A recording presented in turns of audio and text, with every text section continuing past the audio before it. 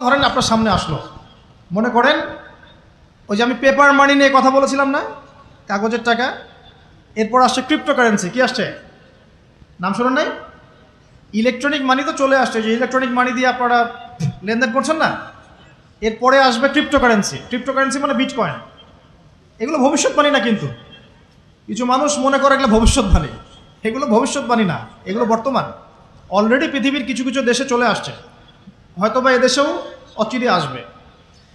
তো মনে করেন এখন আপনি একজন সাধারণ মানুষ, ক্রিপ্টোকারেন্সি কী জিনিস আপনি বোঝেন না। এখন আপনি একজন আলেমের কাছে আসলেন, এসে বললেন যে হুজুর, ক্রিপ্টোকারেন্সি কী জিনিস আমি বুঝি না, এটা হালাল না হারাম, জায়েজ না জায়েজ, কতটুকু রাখা যাবে রাখা যাবে না, মাসআলা দেন। এখন আমি যদি আপনাকে বলি, এই যে ভাই নেন কোরআন, এই যে তাফসীর ইবনে কাসির নেন, জালালাইন নেন, মারিফুল কোরআন নেন, এই যে বুখারী, মুসলিম, তিরমিজি, আবু দাউদ, নাসাই, সবগুলো নেন, বাসায় গিয়ে পড়াশোনা করে মাসআলা বের করেন, পারবেন? সম্ভব? সম্ভব কি? কে পারবে? যিনি মুস্তাহিদ। আর একটা সমাজের মধ্যে মুস্তাহিদ মানুষের সংখ্যা কতজন থাকে? অল্প কিছু। বেশিরভাগ মানুষই তো অন্ধ অনুকরণ তাকলিদ করতে হবে তাকে। তখন এই যে আপনি আমার কাছ থেকে মাসআলাটা জানলেন, এই মাসআলা জেনে নেওয়াটা কি আপনার জন্য উচিত না অনুচিত? আপনার এই মাসআলা জেনে নেওয়াটা কি উচিত না অনুচিত? এই মাসআলা আমার কাছে বা আলেমের কাছে না জানলে কিভাবে শিখবেন আপনি? শেখার জন্য আপনাকে আসতে হবে না? এটাই মাযহাব, এটাই মাযহাব। এখানে বিভ্রান্তির কোনো সুযোগ নাই যে আমি এগুলা মানি না, আমি খালি বইপত্র একা একা পড়বো, আলেম হয়ে যাবে, সম্ভব না। যখন আমরা কলেজে পড়তাম অনেক সময় মনে হতো যে হয়তোবা সম্ভব, যখন পড়া শুরু করেছি তখন দেখছি যে না, এই সমুদ্রে ডুব দেওয়া কেবল শুরু, এর তলানেই খুঁজে বের করতে 100 বছর লাগবে মনে হয়, আল্লাহ ভালো জানেন। আল্লাহু আকবার। দিনের জ্ঞান অত বেশি। আলী রাদিয়াল্লাহু আনহু একটা কথা বলে দিয়ে সামনে যাচ্ছি। আলী রাদিয়াল্লাহু আনহু শেষ বয়সে বলছেন, তাকে প্রশ্ন করা হচ্ছে যে আপনার কি কোনো দুঃখ আছে জীবনে? আলী রাদিয়াল্লাহু আনহু বলছেন যে আমি শুরু থেকে নবী সাল্লাল্লাহু আলাইহি ওয়াসাল্লামের পাশে ছিলাম, আমার দুঃখ নাই, তবে একটা মনের কষ্ট। কি? আমি যে জ্ঞানগুলো শিখেছি নবীর কাছ থেকে সাল্লাল্লাহু আলাইহি ওয়াসাল্লাম, সেই জ্ঞান বিতরণ করার জন্য কোনো পাত্র খুঁজে পেলাম না। কি গভীর কথা! যে জ্ঞান শিখেছি এটা বিতরণ করার পাত্রই খুঁজে পেলাম না। তাহলে পাত্র, আমরা তো পাত্র, জ্ঞান বিতরণ করবেন উলামায়ে কেরাম। পাত্র আমরা যদি পরিষ্কার না হয় জ্ঞান কিভাবে পাবেন? সম্ভব? সম্ভব না। আরেকটা বিষয় বলে দেই, যখন আপনি জ্ঞানের চর্চায় মাঠে নামবেন, আল্লাহ পাক আপনার সম্মানার্থে ফেরেশতার পাখা আপনার পায়ের নিচে বিছিয়ে দিবে ইনশাআল্লাহ। আর যখন আপনি জ্ঞান চর্চা করে আলেম হবেন ইনশাআল্লাহ তাআলা, আপনার জন্যে আসমান জমিনের সমস্ত মাখলুক, এমনকি সমুদ্রের নিচের মাছ, গর্তের ভিতরের পিপিলিকা, সবাই আল্লাহর কাছে আপনার জন্য ইস্তেগফার করবে ইনশাআল্লাহ। একটা হাদিসে নবীজি বলেছেন যে আকাশের চাঁদটাকে তোমরা যেমন দেখো উজ্জ্বল অন্য নক্ষত্রগুলোর তুলনায়, ঠিক তেমনি সাধারণ মানুষের উপরে একজন আলেমের মর্যাদা এমন। তো প্রিয় ভাইয়েরা, যুবক ভাইদেরকে বলছি স্পেশালি, আজকের লেকচারটা স্পেশালি তোমাদের জন্যই, যে এই ফাঁদগুলো থেকে বেঁচে থাকবে এবং এলেম অর্জন করবে। এলেম অর্জনের কোনো বিকল্প নয়, এবং এলেম অর্জনের জন্য সিলেবাস লাগবে। আর অনেক বইপত্র একা একা পড়তে পারবে না, আলেম ওলামাদের সংস্পর্শ লাগবেই, অন্যথায় পারবে না। এর পাশাপাশি আপনি সিরাতের বই পড়বেন, ইতিহাস পড়বেন, ইসলামিক অর্থনীতি পড়বেন, হ্যাঁ, ভূরাজনৈতিক প্রেক্ষাপটের বইগুলো পড়বেন, এগুলো ঠিক আছে। এবং জেনারেল লাইনে যেখানে পড়াশোনা করছেন এই পড়াশোনাও কন্টিনিউ করবেন, এবং আপনার প্রতিভা দিয়ে আপনার জায়গা থেকেই ইসলামের খেদমত করবেন ইনশাআল্লাহ তাআলা। পারা যাবে না? আল্লাহ তৌফিক দান করুন। যুবক ভাইদের সামনে এই ফাঁদ। কেন ফাঁদ? কারণ যুবক ভাইরা যদি জীবনের উদ্দেশ্য জেনে ফেলে এবং ইসলাম প্রতিষ্ঠার কাজে আত্মনিয়োগ করে, তাহলে কুফফার শক্তি পালানোর জায়গা খুঁজে পাবে না ইনশাআল্লাহ। প্রিয় ভাইরা, আল্লাহ রাব্বুল আলামিন বলছেন মুমিনদেরকে, হে মুমিনরা, তোমরা আল্লাহকে ভয় করো। দেখুন, 6টা পিলারে বিশ্বাস না করা পর্যন্ত কেউ মুমিন হয় না। কয়টা পিলার? 1 নাম্বার হচ্ছে আল্লাহর প্রতি বিশ্বাস। 1 নাম্বার আল্লাহর প্রতি বিশ্বাস। 2 ফেরেশতা মণ্ডলীর প্রতি বিশ্বাস। 3 আসমানি কিতাব সমূহে বিশ্বাস। 4 নবী রাসূলগণের প্রতি বিশ্বাস। 5 পরকালের প্রতি বিশ্বাস। এবং 6 তাকদীরের ভালো মন্দের প্রতি বিশ্বাস। এই 6টা পিলারকে মনে বিশ্বাস করতে হয়, মুখে স্বীকৃতি দেওয়া লাগে এবং কাজেও বাস্তবায়ন করতে হয়, তারপর আপনি মুমিন হবেন ইনশাআল্লাহ। আল্লাহ পাক বলছেন আমাদেরকে, এই মুমিনদেরকে তোমরা আল্লাহকে ভয় করো, ভয় করার মতো ভয় করো। এটার ব্যাখ্যা কি? ভয় করা মানে কি? শুধু নেক আমল করা মানেই আল্লাহকে ভয় করা নয়। আল্লাহ পাকের যত নিষেধ আছে এই নিষেধগুলো ছেড়ে দেওয়ার নাম হলো আল্লাহকে ভয় করা। যদি আমি নামাজ পড়ি, প্রমাণিত হবে না যে আমি আল্লাহকে ভয় করি। আর হারাম ছেড়ে নামাজ পড়েন, হালাল খেয়ে নামাজ পড়েন, প্রমাণ হবে আপনি আল্লাহকে ভয় করেন। নামাজ পড়াটা একটু সহজ কাজ, কিন্তু এই হারাম রিজিক ছেড়ে দেওয়া এত সহজ কাজ নয়। রোজা রাখা সহজ কাজ তুলনামূলক, কিন্তু সুদ ঘুষ ছেড়ে দেওয়া এত সহজ কাজ নয়। তাসবিহ তাহলিল করা সহজ কাজ, কোরআন তেলাওয়াত করাও সহজ কাজ তুলনামূলক, কিন্তু ওই বোনের সম্পত্তি তাকে ফিরিয়ে দেওয়া এত সহজ নয়। অন্য মুসলিম ভাইয়ের মান সম্মান রক্ষা করা তো সহজ নয়। পরিবারে পর্দা এবং নামাজ কায়েম করা তো সহজ নয়। এবং এই সুদ ঘুষ দুর্নীতি অন্যের সম্পদ আত্মসাৎ থেকে বের হয়ে আসা এত সহজ নয়। তাকওয়া মানে কি? পরিপূর্ণরূপে ইসলামে প্রবেশ করা, আল্লাহ পাকের যাবতীয় হুকুম আহকাম মেনে চলা, আদেশও এবং নিষেধও। আল্লাহ পাক বলছেন শেষে, ওয়ালা তামুতুন্না ইল্লা ওয়া আনতুম মুসলিমুন। একজন নবীর কথা খালি বলবো, বিশৃঙ্খলা করেন না, একটু ধৈর্যের সাথে বসেন। আমরা খুব লম্বা আলোচনা করব না, একটু বসেন, শেষ করে দিচ্ছি আস্তে আস্তে। আর যদি কারো কোনো প্রশ্ন থেকে থাকে এভাবে চিরকুট আকারে আমাদের এখানে দিতে পারেন ইনশাআল্লাহ। মুসলিম না হয়ে মৃত্যুবরণ করো না। আল্লাহ পাকের কালাম পবিত্র কোরআনের মধ্যে সূরা হজ নাম একটা সূরা আছে। এখানে আল্লাহ পাক সূরা হজের মধ্যে ইব্রাহিম আলাইহিস সালামের কথা বলছেন যে হুয়া সাম্মাকুমুল মুসলিমিন। ইব্রাহিম আলাইহিস সালাম সেই নবী যিনি তোমাদের নাম মুসলিম দিয়েছেন। কি দিয়েছেন?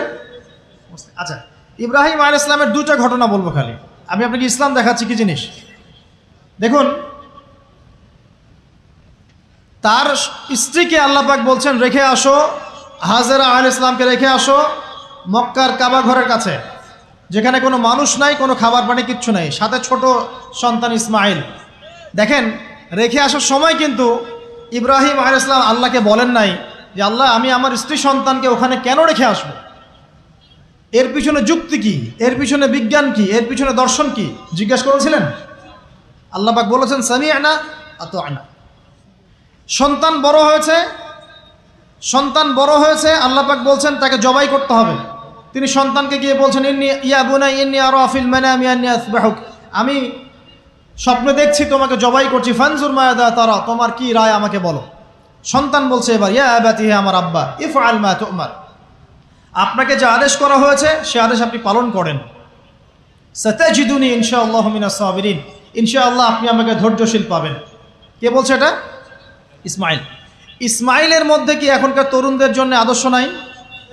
যে বয়সে ইসমাইল আলাইহিস সালাম বলছেন আব্বা আমাকে জবাই করে দেন, কোনো সমস্যা নাই, ইনশাআল্লাহ আপনি আমাকে ধৈর্যশীল পাবেন, ওই বয়সের আমাদের তরুণ প্রজন্ম টিকটক প্রজন্ম, ওই বয়সে আমাদের তরুণ প্রজন্ম কিশোর গ্যাংয়ে যোগ দিয়েছে, জেনা করেছে, মাদক খাচ্ছে, জুয়া খেলছে, এই যে জার্সি গায়ে দিয়ে ঘুরে বেড়াচ্ছে। দেখেন, এই ওয়াজে আসার সময় দেখলাম যে কিছু ছেলে দাঁড়িয়ে আছে ওখানে, কি হচ্ছে ওখানে দাঁড়ায়, বক্তা এখন আসে নাই, সিগারেটের প্যাকেট থেকে সিগারেট বের করে টান দিচ্ছে ওখানে। বক্তা তো এখন আসেন, টান দিয়ে যায়, তারপর বসে। মাদক বলতে কি বোঝো তোমরা? খালি গাঁজা, ইয়াবা, ফেন্সিডিলি মাদক? সিগারেটটা মাদক না? এই জর্দা খাই, এটা কি মাদক না? এগুলো মাদকের মধ্যে পড়ে, এগুলো ফ্যাশন হয়ে গেছে এখন। আল্লাহ পাক তোমাদেরকে এগুলো থেকে হেফাজত করুন। আমি দেখেন, ইসমাইল বলছেন হে আমার আব্বা আমাকে আপনি জবাই করে দেন, যদি আল্লাহ আদেশ করে থাকেন, আমাকে ধৈর্যশীল পাবেন ইনশাআল্লাহ। মা বোনদের জন্য বলছে এখানে একটা কথা, দেখুন প্রিয় মা বোনরা ভালো করে শুনুন। দেখুন, ইসমাইল আলাইহিস সালামকে কিন্তু তার বাবা বড় করেন নাই। ইসমাইল আলাইহিস সালাম বড় হয়েছেন মক্কায় তার মায়ের কাছে, হাজরা আলাইহিস সালামের কাছে। আর ইব্রাহিম আলাইহিস সালাম থাকতেন সিরিয়ায়, শামে, তার আরেক স্ত্রী সারা আলাইহিস সালামের সাথে তিনি যাওয়া আসা করতেন। আর তখনকার যাওয়া আসা এত সহজ ছিল না, তখন কোনো মোটর যান ছিল না। তো দেখুন, যেমন মা তেমন সন্তান। কেমন মা? হাজরা আলাইহিস সালামকে বলা হচ্ছে যে তোমাকে এখানে রেখে যেতে আল্লাহ আদেশ করেছেন। তো হাজরা আলাইহিস সালাম বলছেন এখানে তো কোনো পানিও নাই, কোনো খাবারও নাই, আপনি এখানে আমাদেরকে একা ফেলে যাচ্ছেন ইব্রাহিম? ইব্রাহিম আলাইহিস সালাম বলছেন আল্লাহর আদেশ, কিছু করার নাই। এখন হাজরা আলাইহিস সালাম বলছেন আচ্ছা যদি আল্লাহ আদেশ করে থাকেন তাহলে ইনশাআল্লাহ আল্লাহ আমাদের হেফাজত করবেন, আল্লাহর প্রতি আমি পূর্ণ তাওয়াক্কুল করলাম। কে বলছেন? হাজরা। এই হাজরা আলাইহিস সালামের দেখেন এখানে তো কোনো খাবারই নাই, পানিও নাই, এক মশক পানি একটু খাবার দ্রুতই শেষ হয়ে গেল। শেষ হওয়ার পর তিনি ছোটাছুটি করছেন suffer Marwah suffer Marwah suffer Marwah, কোথাও যদি একটু পানি পাওয়া যায়। কি তাওয়াক্কুল আল্লাহর প্রতি, ছোটাছুটি করছেন, বাচ্চা ইসমাইল কান্নাকাটি করছে। মায়ের এই ছোটাছুটি আল্লাহর কাছে এত পছন্দ হয়েছে, যতদিন হজ থাকবে এই হাজরা আলাইহিস সালামের স্মৃতির সাথে জড়িত এই সাই থাকবে। এবং এই ঘটনা আল্লাহর কাছে এত পছন্দ হয়ে গেল যে আল্লাহ পাক জিবরাইল আলাইহিস সালামকে পাঠিয়ে জামজাম কূপের পানি বের করে দিলেন, যেই কূপের পানি জীবনে কখনো শেষ হয় না, পানি খেলে খিদাও লাগে না। চিন্তা করে দেখেন, গ্যালন গ্যালন পানি যাচ্ছে, গ্যালনের পর গ্যালন জামজাম থেকে প্রত্যেক দিন। এমনকি মদিনায় গেলেও আপনি জামজামের পানি পাবেন, মসজিদে কুবায় গেলেও জামজামের পানি পাবেন। আর পৃথিবীর বিভিন্ন জায়গায় তো আমরা নিয়ে আসছি, শেষ হয়েছে? পানির স্তর 1 ইঞ্চি পর্যন্ত নিচে নামে নাই, নেমেছে? দেখেন আল্লাহর প্রতি যখন মানুষ পূর্ণ তাওয়াক্কুল করে তখন আল্লাহর মারিফত নেমে আসে। যখন মানুষ আল্লাহর প্রতি পূর্ণ তাওয়াক্কুল করে ফেলবে তখন আল্লাহ পাক আধ্যাত্মিকত্ব দিয়ে দিবেন সব।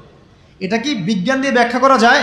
একজন ফেরেশতা আসলো, পাখা দিয়ে আঘাত করলো, মাটি থেকে ঝর্ণা বের হওয়া শুরু হলো। এখনকার বিজ্ঞান বিশ্বাস করবে?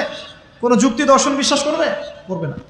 এই যে মা তাওয়াক্কুল কারিনী মা, তার গর্ভ থেকে জন্ম নিয়েছে ইসমাইলের মতো সন্তান, যে বলছে আব্বা আমাকে জবাই করতে চাইলে করে দেন, কোনো সমস্যা নাই, আল্লাহর ইনশাআল্লাহ আপনি আমাকে ধৈর্যশীল পাবেন। সুবহানাল্লাহ।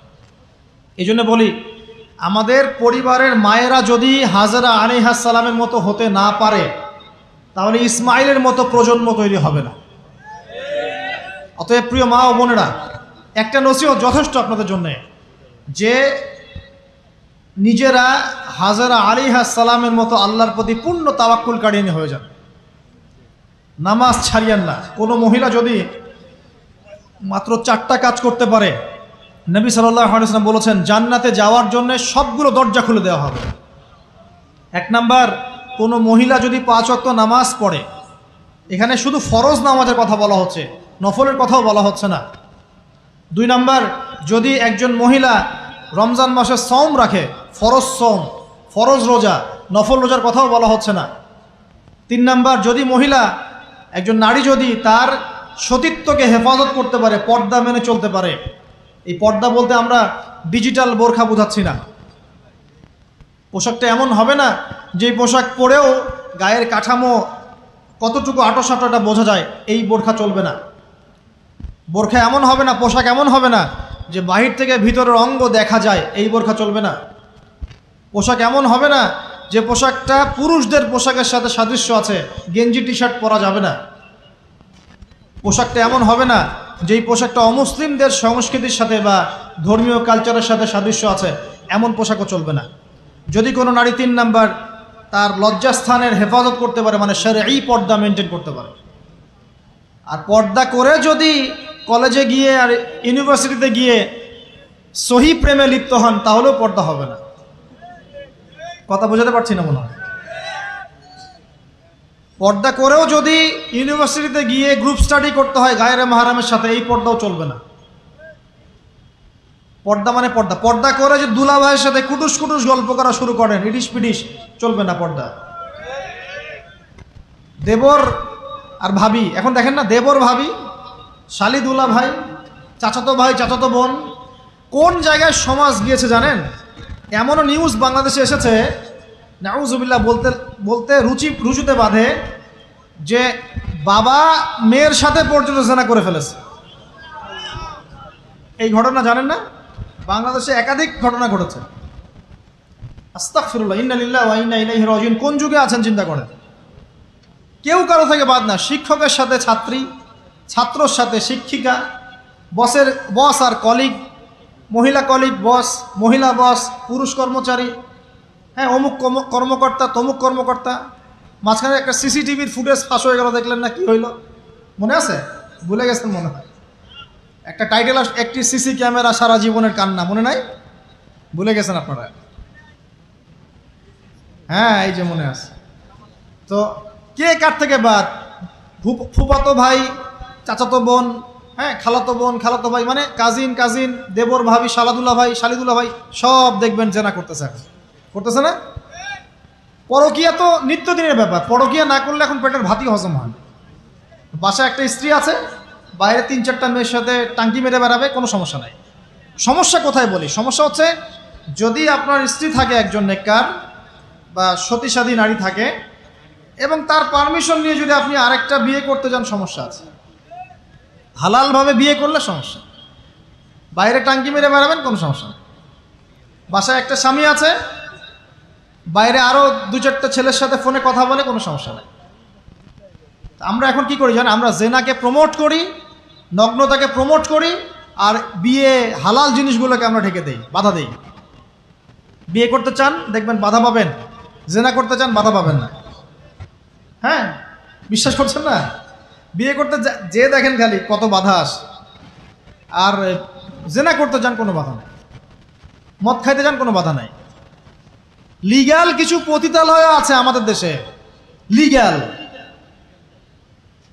এবং তাদেরকে পতিতা বললেও মানুষ রাগ করে। এখন বলতে হবে যৌনকর্মী, সেক্স ওয়ার্কার। কেন? তাদের যদি এতই সম্মান দেওয়ার ইচ্ছা থাকে আমাদের, আমরা কি ওদেরকে হালাল কোনো কর্মসংস্থান দিয়ে এই পাপের পথ থেকে ফেরাতে পারি না? ঠুনকো আবেগ দেখাও মিয়া, বাইরে খালি কিছু টাকা পয়সা ইনভেস্ট করে একটা প্রজেক্ট হাতে নিয়ে এই মেয়েদেরকে, মহিলাদেরকে যদি একটা ভালো কর্মসংস্থানের ব্যবস্থা করে, ওরা কি জেনা করবে নাকি? ও তো টাকার জন্য করে, পেটের দায়ে করে।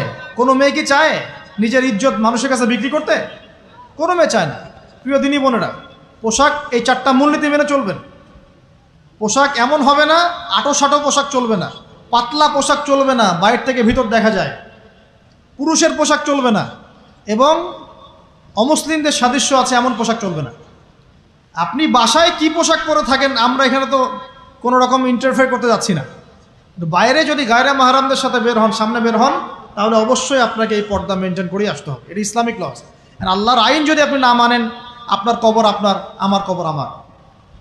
ফাযাক্কির ইন্নামা আনতা মুযাক্কির, উপদেশ দাও তুমি, শুধু উপদেশদাতা। লাস্তা আলাইহিম বিমুসাইতির, তুমি কারো প্রতি দারোগা নও। আমাদের দায়িত্ব জাস্ট প্রচার করা। বাল্লিগু আন্নী ওয়ালাউ আয়া, একটা আয়াত জানলেও খালি প্রচার করে দাও, দ্যাটস অল। ফাযাক্কির ইন নাফাআতিয যিকরা, তুমি উপদেশ দাও যদি উপদেশ কোনো কাজে আসে। প্রিয় ভাইয়েরা, বন্ধুদের কথা বলতে এখানে এসেছিলাম। একটা মেয়ে 4টা কাজ করলে জান্নাতে চলে যাবে ইনশাআল্লাহ। 5 ওয়াক্ত নামাজ, ফরজ নামাজ, 2 রমজান মাসের সওম, 3 নাম্বার লজ্জাস্থানের হেফাজত, আর 4 নাম্বার স্বামীর আনুগত্য। স্বামীর কি দেখেন, ফ্যামিনিস্ট মেয়েরা বলবে স্বামীর দাসত্ব। দাসত্ব আনুগত্য এক জিনিস নয়, মনে থাকবে। দাসত্ব আনুগত্য এক জিনিস নয়। আনুগত্য মানে কি? আনুগত্য মানে আপনার স্বামী আপনাকে কোরআন সুন্নাহ মতো চালানোর চেষ্টা করছে, আপনি এটা ফলো করবেন, আনুগত্য। আর আপনার স্বামী যদি আপনাকে কোরআন সুন্নাহর বাইরে যদি বলে যে আসো, অফিসের কলিগরা আসছে, আমার টেবিলে খাবার পরিবেশন করো, যাবেন না আপনি, আনুগত্য করবেন না। আপনার স্বামী বলছে যে সুন্দর করে সাজুগুজু করো তো, আজকে ঘুরে আসি সাজেক, ঠিক আছে, বাইকের পিছনে বসে আপনাকে নিয়ে যেতে যাচ্ছে, আপনি যাবেন না, বলবেন যে এরকম সাজুগুজু করে গায়রে মাহরামদের সামনে যাওয়া জায়েজ নাই। আনুগত্য কি? কোরআন সুন্নাহ সমর্থিত কাজে আপনি স্বামীকে ফলো করবেন, আনুগত্য। স্বামী যদি এমন কোনো আদেশ করে যে আদেশটা কোরআন সুন্নাহর বাইরে যায়, আপনি এখানে কোনো আনুগত্য নাই। একটা হাদিস আছে, লা তাআতা লি মাখলুক ফি মা'সিয়াতিল খালিক, মানে স্রষ্টার অবাধ্যতায় সৃষ্টির কোনো আনুগত্য নাই। আল্লাহর অবাধ্যতায় সৃষ্টির কোনো আনুগত্য নাই। প্রিয় ভাইয়েরা, একটা আয়াত আমাদের জন্য যথেষ্ট হবে ইনশাআল্লাহ। মুমিন আমরা মুমিন না? আল্লাহ বিশ্বাস করি কি না? ফেরেশতায় বিশ্বাস করি না? নবী রাসূল আসমানি কিতাবে, পরকাল, তাকদীরে বিশ্বাস করি তো? আমরা সবাই ইসলামের বিজয় চাই কি না? আমরা সবাই পরিপূর্ণ মুসলমান হতে চাই কি না? আমরা চাই কি না যে আমাদের সাথে সাথে আমাদের পরিবারটাও জান্নাতে যাক? এবং আমরা চাই কি না যে আমাদের সমাজটাও ইসলামের আলো আলোকিত হোক? চাই কি না? যদি চাই, প্রিয় ভাইয়েরা, আমার 10টা নসিহত। কয়টা? 10টা। জাস্ট 10টা লাইন বলবো, আর আপনাদের ধৈর্য নষ্ট করছে না। 1, জ্ঞান অর্জনের যে কথা বলেছি, জ্ঞান শুধু অর্জন নয়, জ্ঞানের বিপ্লব ঘটাতে হবে। পারবেন ইনশাআল্লাহ? যে যেখানে পড়াশোনা করছেন করেন, কিন্তু ইসলামিক পড়াশোনা বাদ দিয়ে নয়। দিনের জ্ঞান আগে অর্জন করতে হবে, বাল্য বয়সে অর্জন করতে হবে। আল্লাহ তৌফিক দান করুন। 2 নাম্বার, প্রত্যেক দিন কোরআনকে সময় দিবেন। কি করবেন? প্রত্যেক দিন কোরআনকে সময় দিবেন। প্রত্যেক দিন মিনিমাম 1 ঘন্টা করে হলেও কোরআন তেলাওয়াত করার চেষ্টা করেন। পারবেন ইনশাআল্লাহ? 3 নাম্বার, আপনার জীবনটাকে রাসূলুল্লাহ সাল্লাল্লাহু আলাইহি ওয়াসাল্লামের সুন্নত দিয়ে সাজাতে হবে। প্রত্যেকটা কাজ করার আগে 3 বার চিন্তা করবেন। কয়বার? 3 বার, যে এই কাজটা কিভাবে করলে সুন্নত হবে, কিভাবে করলে সুন্নত হবে না। এই রাত্রে ঘুমাবেন, 3 বার চিন্তা করবেন যে কি কি কাজ করে ঘুমালে পরে ঘুমটা সুন্নত হবে, নেকি হবে। ওযু করবেন, সূরা ফালাক নাস ইখলাস পড়বেন, আয়াতুল কুরসি পড়বেন, সূরা বাকারার শেষে 2টা আয়াত পড়বেন, 33 বার সুবহানাল্লাহ, 33 বার আলহামদুলিল্লাহ, 34 বার আল্লাহু আকবার পড়বেন। ডান দিকে কাত হবেন, আল্লাহুম্মা বিইসমিকা আমুতু আহইয়া। ব্যাস। যদি 6 ঘন্টা ঘুমিয়ে থাকেন, 6 ঘন্টার প্রত্যেক সেকেন্ডে নেকি পাবেন ইনশাআল্লাহ। এর নাম সুন্নত। প্রতিটা কাজ সুন্নত মাফিক করতে হবে। একটা খালি কথা বলে দেই, শুধু একবার দরুদ পড়ে নাই, নবীর নাম শুনে দরুদ পড়ে নাই ইচ্ছাকৃতভাবে, তাকে নবীজি বলছেন সে ধ্বংস হোক। নবী বলছেন আমিন, মানে বদদোয়া হচ্ছে এটা। তাহলে সারা জীবন যে আমরা দাড়ি রাখছি না, টাকনুর নিচে কাপড় পরছি, হ্যাঁ, যে গোফ লম্বা করে একদম শুশুকের মতো রেখে দিয়েছি, কাটছি না, লেবাস ইসলাম না আসছে না, নামাজ পড়ছি না, সুন্নাহ মোতাবেক জীবন করছি না, আমাদের কি হবে? আমরা কি নবী সাল্লাল্লাহু আলাইহি ওয়াসাল্লামের সুপারিশ পাবো? কবরে তাকে দেখালে উত্তর দিতে পারবো? পারবো ইনশাআল্লাহ। কখন? যখন আমরা পুরো জীবনটাকে নবীর সুন্নাহ মতো ঢেলে সাজাবো ইনশাআল্লাহ। সূরা আল ইমরানের মধ্যেই আছে, কুল ইন কুনতুম তুহিব্বুনাল্লাহ ফাত্তাবিউনি। আল্লাহ বলছেন, হে নবী বলে দিন, তোমরা যদি আমার ভালোবাসা চাও, আল্লাহকে পেতে চাও, তাহলে নবীকে অনুসরণ করো, আমাকে অনুসরণ করো। আল্লাহ পাক কি করবেন? ইউহিব্বুকুমুল্লাহ, আল্লাহ পাকও তোমাদেরকে ভালোবাসবেন। ইয়াগফির লাকুম যুনুবাকুম, আল্লাহ পাক তোমাদের সমস্ত গুনাহ মাফ করে দেবেন ইনশাআল্লাহ। আল্লাহু গফুর রহিম। 3 নাম্বার বলেছি, ভাই নবীর সুন্নাহ মতো জীবন করেন। 4, একটা হালাল রিজিক অন্বেষণ করেন, হারামে যাবেন না। ওয়াদা করেন যে না খেয়ে মরে গেলেও হারাম রিজিকে যাবেন না। পারবেন তো ইনশাআল্লাহ? আল্লাহ পাক তৌফিক দান করুন। 5 নাম্বার, পরিবারের আদর্শ হবে জান্নাতি আদর্শ। পরিবারের মধ্যে অনইসলামিক কোনো কালচার ঢুকতে দিবেন না। টিভিটা আছে না পরিবারে, আসার মানে আজকে ভেঙে দিবেন একেবারে। যদিও বা টিভির চেয়ে ডেঞ্জারাস জিনিস এখন আমাদের হাতেই থাকে। টিভি তো তাও মানুষ সবাই একসাথে বসে দেখতো, যে যার মতো দেখতে পারতো না। একটা নাটক সিনেমা দেখলেও সবাই মিলে দেখতে হতো। এখন তো ফোন, সবার ঘরে ঘরে একটা পৃথিবী, সবাই ঘরে ঘরে যে যার মতো দেখছে আর কি। টিভি ভাঙে আর কি করবে? বাদ দেন, থাক, টিভি আর ভাঙে কি করবে? আচ্ছা, আর পরিবারে পর্দা থাকতে হবে। ছোটবেলা থেকে সন্তানদেরকে কোরআনের শিক্ষা দেওয়া লাগবে, তালিম থাকতে হবে পরিবারে। পরিবারে হালাল রিজিক থাকতে হবে। আরেকটা কথা বলি, পরিবারে মেয়েদের প্রতি, স্পেশালি মেয়েদের প্রতি নরম থাকবেন, কঠিন হয় না। কারণ আমার অভিজ্ঞতা থেকে বলছি ভাই, নারী জাতির প্রতি কঠিন হয়ে কোনো ফায়দা নাই। যত কঠিন হবেন তত সমস্যা। আর এই ব্যাপারে আপনার চেয়ে আমার অভিজ্ঞতা 1 ধাপ বেশি, মাত্র 1 ধাপ। আচ্ছা, 5টা। 6 নাম্বার হচ্ছে ইসলামিক কিছু ফাউন্ডেশন বা অ্যাসোসিয়েশন গড়ে তোলার চেষ্টা করেন। এদের কাজ হবে ইসলামের সৌন্দর্যগুলো দিয়ে সমাজ সেবা করা। পারা যাবে না? ওই যে হিলফুল ফুজর নবী সাল্লাল্লাহু তৈরি করেছিলেন না?